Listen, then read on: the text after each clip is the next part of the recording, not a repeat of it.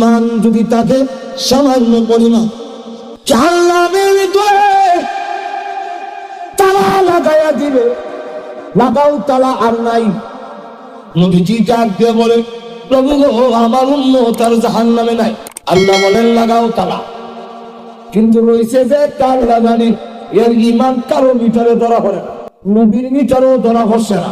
আল্লাহ জিবরাইল জাহান্নামের কাছে দিয়ে যায়, আওয়াজ হলে গিয়া বলে, প্রভু গো, জাহান্নামের ভিতরে ঈমানদার একজন রয়েছে, তালা লাগাইবেন, রয়েছে একটা। আল্লাহ বলেন, জিবরাইল তুমি কেমনে জানলে রয়ে গেছে? প্রভু গো, কাছে দিয়া জাহান্নামের কাছে দিয়ে আসতেছিলাম, আমার কানে আওয়াজ আসছে, কাল্লে জাহান্নামের ভিতরে ইয়া হাল্লানু ইয়া মান্নান, ইয়া হাল্লানু ইয়া মান্নান। এতে বোঝা যায় গো, ঈমানদার হাল্লান আর মান্নান কেউ ডাকবে না।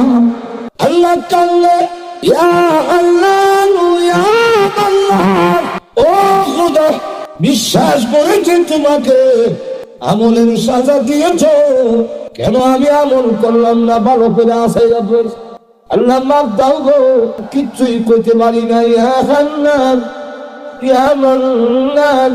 বাচ্চা যদি মাকে কষ্ট দেয়, ছোট বাচ্চা, মা দুইটা চট দিয়া ওইখানে নিয়ে বসায়, তো এতই কানলে, আম্মা গো, আম্মা গো, আম্মা গো, কিছু না কইলে মার করি যায়, আগুন লেগে যায়। আল্লাহ রাব্বুল আলামিন ডাক দিয়ে বলে, আমার আল্লাহ জাহান্নামে ইয়া আল্লাহ ইয়া আল্লাহ করে কাঁদে, আমি আল্লাহর রহমতের সাগরে জোশ উঠে যাও।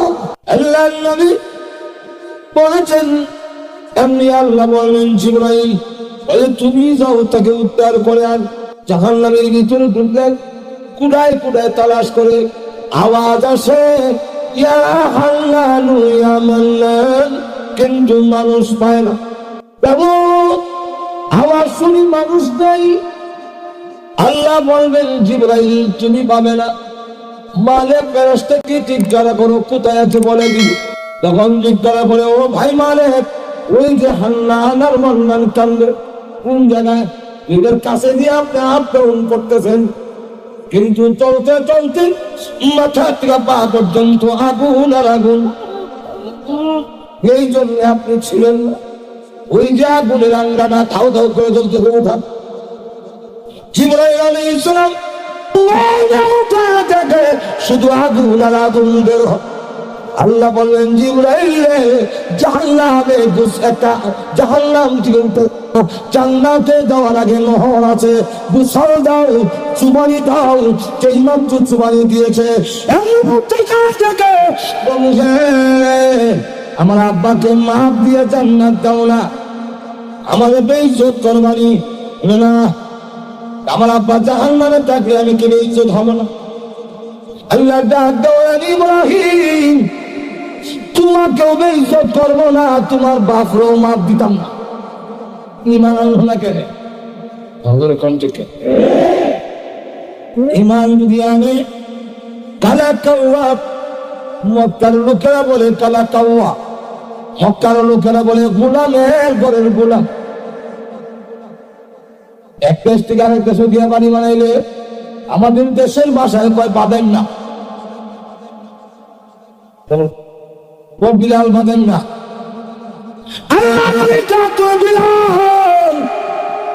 কারো হতে পারো, গোলামের ঘরের গোলাম হতে পারো, কিন্তু সে রাখো কিয়ামতের কঠিন ময়দানে ঈমানের কারণে তোমার দাম কোথায় গিয়েছে।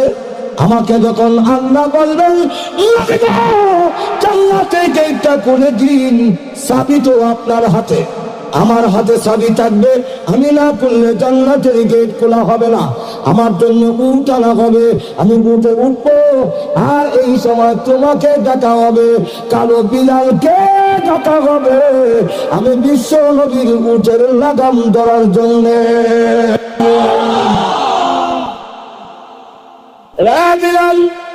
ওই কিয়ামতের কঠিন ময়দানে ওই দিন তখন দেখা যাবে, আমি উপরে বলবো, ডান পাশে থাকবে আমার আল্লাহ, বাম পাশে থাকবে আমার উম্মত, নিজ থেকে তুমি আমার উঠের লাগান ধরে আজান দিতে দিতে আল্লাহর তৈরি জান্নাতের ভিতরে তুমি কালো গোলাম ঢুকে যাবে।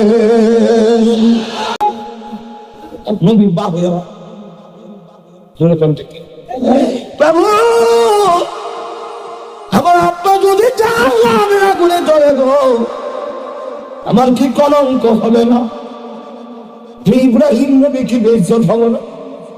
লোকেরা বলবে ইব্রাহিম নবী মানুষকে দাওয়াত দিলে বাপরে ঠিক করতে পারলো না। আল্লাহ আমার কি অপমান হবে না? আল্লাহ অপমান হবে না। তোমার বাপকে মাফ দিব না, তোমাকেও বেইজ্জত করবো না। আল্লাহ দুইটা কিভাবে সম্ভব? আল্লাহ ডাকতে বলবেন এখনই জাহান্নাম তুলে ধরলাম, তুমি দেখে নাও। ইব্রাহিম নবী জাহান্নামের দিকে তাকায় দেখে অদ্ভুত একটা পানি চলতেছে। প্রভু ওই যে অদ্ভুত পানি চিনা এটা কি? আল্লাহ ডাকতে বলেন এটাই হলো তোমার আব্বা। প্রভু চিনা যায় না কেন গো? আল্লাহ ডাকতে বলেন ইব্রাহিম তুমি আমার পয়গম্বর, তুমি আমার নবী, তুমি আমার বন্ধু খলিলুল্লাহ। তোমার সম্মান রক্ষার জন্য আমি আল্লাহ তোমার বাবার সুরত পরিবর্তন করে দিয়েছি। জান্নাত পাইতে হলে প্রথম শর্ত হলো এই মূল্যবান জিনিস নাই, জান্নাত নেই। ঈমান যদি তাকে সামান্য পরিমাণ জাহান্নামের ভিতরে তালা লাগাইয়া দিবে, লাগাও তালা আর নাই। নবীজি ডাক দিয়ে বলে প্রভু গো আমার উম্মত আর জাহান্নামে নাই। আল্লাহ বলেন লাগাও তালা, কিন্তু রয়েছে যে কার লাগানি এর ঈমান কারো মিটারে ধরা পড়ে না, নবীর মিটারেও ধরা পড়ছে না। আল্লাহ জিবরাইল চক্কর দিয়ে জাহান্নামের কাছে দিয়ে যায়, আওয়াজ হলে গিয়া বলে প্রভু গো জাহান্নামের ভিতরে ঈমানদারের একজন রয়েছে, তালা লাগাইবেন রয়েছে একটা। আল্লাহ বলেন জিবরাইল তুমি কেমনে জানলে রয়ে গেছে? প্রভু গো কাছে দিয়া জাহান্নামের কাছে দিয়ে আসতেছিলাম, আমার কানে আওয়াজ আসছে কাল্লে জাহান্নামের ভিতরে ইয়া হান্নানু ইয়া মান্নান, ইয়া হান্নানু ইয়া মান্নান। এতে বোঝা যায় গো ঈমানদার হান্নান আর মান্নান কেউ ডাকবে না।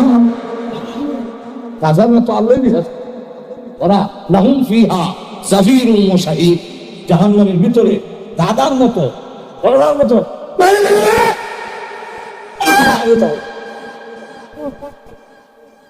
ঠান্ডানো পায় না। আল্লাহ কাল্লে ইয়া আল্লাহ ইয়া আল্লাহ, ও খোদা বিশ্বাস করেছি তোমাকে, আমলের সাজা দিয়েছ, কেন আমি আমল করলাম না? ভালো করে আসাই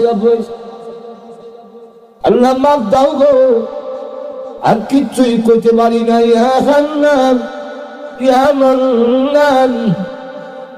বাচ্চা যদি মাকে কষ্ট দেয়, ছোট বাচ্চা মা দুইটা চট দিয়া ওইখানে নিয়ে বসায় তো এতই কান্না আম্মা গো আম্মা গো আম্মা গো, কিছু না কইলে মার করি যায় আগুন লেগে যায়। আল্লাহ রাব্বুল আলামিন ডাক দিয়ে বলে আল্লাহ জাহান্নামে ইয়া আল্লাহ ইয়া আল্লাহ করে কালে আমি আল্লাহর রহমতের সাগরে জোশ উঠে যাও। আল্লাহ নবী বলেছেন এমনি আল্লাহ বলেন জিবরাইল তুমি যাও তাকে উদ্ধার করে আন। জাহান্নামের ভিতরে ঢুকলেন, কুড়ায় কুড়ায় তালাশ করে আওয়াজ আসে ইয়া হান্নানু ইয়া মান্নান, কিন্তু মানুষ পায় না। আওয়াজ শুনি মানুষ নেই। আল্লাহ বলবেন জিবরাইল তুমি পাবে না, মালিক ফেরেশতাকে জিজ্ঞাসা করো কোথায় আছে বলে দিবি। তখন জিজ্ঞাসা করে ও ভাই মালিক, ওই যে হান্নান আর মান্নান কান্দে কোন জায়গায়? এদের কাছে দিয়ে আপনি আপ্যায়ন করতেছেন, কিন্তু চলতে চলতে মাথা থেকে পা পর্যন্ত আগুন আর আগুন। এই জন্য আপনি ছিলেন না। ওই যে আগুনের আঙ্গাটা ধাও ধাও করে চলতে উঠা। জিবরাইল আলাইহিস সালাম শুধু আগুন আর আগুন বের হয়। আল্লাহ বললেন জিবরাইল জাহান্নামে একটা জাহান্নাম থেকে জান্নাতে যাওয়ার আগে নহর আছে, গোসল দাও, চুবানি দাও। সেই মাত্র চুবানি দিয়েছে, 14 তারিখের চন্দ্রের মতো উজ্জ্বল চেহারা লোক বের হয়ে এসেছে।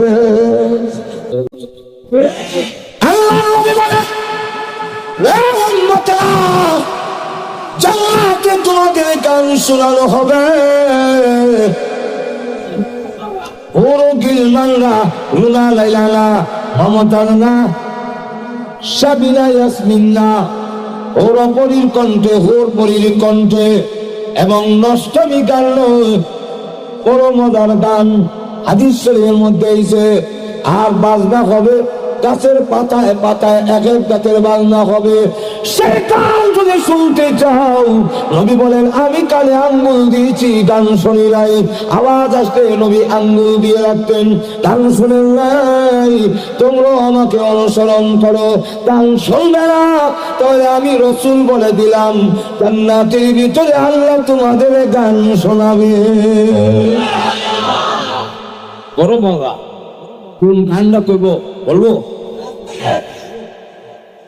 বলে তখন ডাক দিয়ে বলবো, লাহনুল খালিদাতু ফালা লাবিতু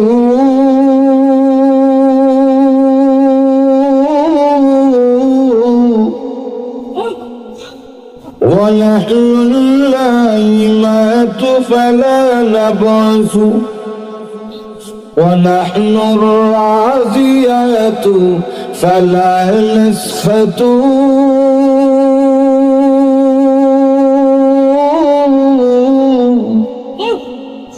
طوبى لمن كان لنا وكنا له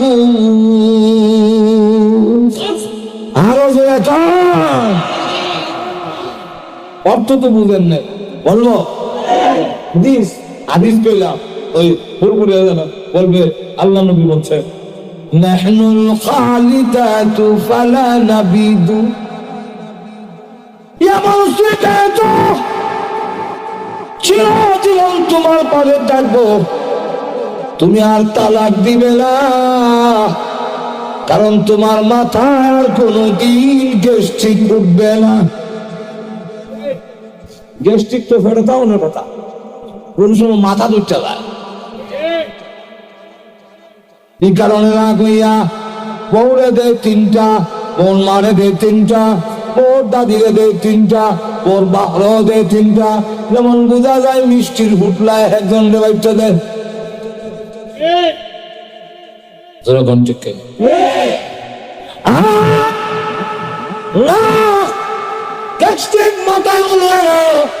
তালাক দিবে না, তোমার মরণ নাই, আমারও মরণ নাই। নাহনুল খালিদা, সবসময় তোমার পাশে আছি, চিরঞ্জীবী, আমরা চিরঞ্জীবী, সবসময় থাকবো, কোনোদিন যাব না। ফালা নাবিদু, কখনো দূর হব না।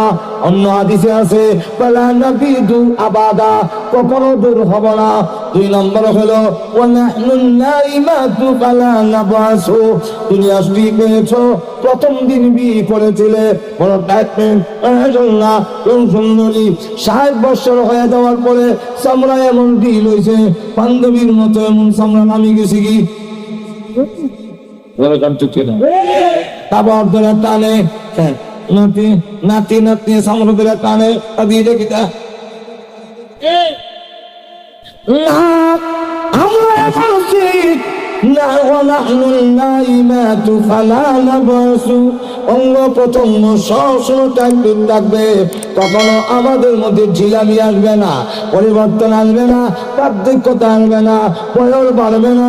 2 নম্বর 3 নম্বর হলো ওয়ানাহনুর রাফিয়াতু ফালা নাসখাতু, পৃথিবীতে এমন স্বামী স্ত্রী নাই যেই স্বামী স্ত্রী কোনোদিন রাগ গুসা গাল হুলাহুলি নাই, এমন স্বামী স্ত্রী আল্লাহর জমিনও নাই।